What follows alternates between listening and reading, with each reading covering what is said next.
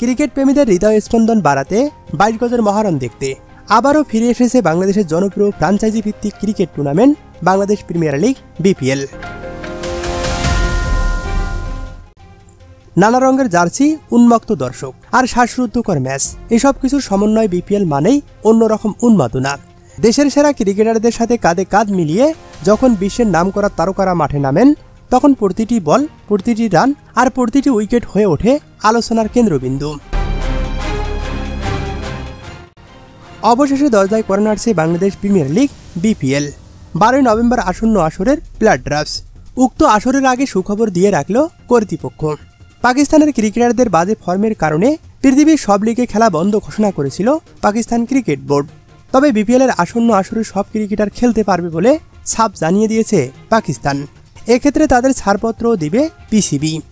আরও সুখবর হচ্ছে আসন্ন টি-20 বিশ্বকাপকে সামনে রেখে লঙ্কান প্রিমিয়ার লিগ এলপিএল স্থগিত ঘোষণা করেছে শ্রীলঙ্কা, যার ফলে লঙ্কান ক্রিকেটাররাও বিশ্বকাপের প্রস্তুতি বাড়াতে বিপিএলে আসছে।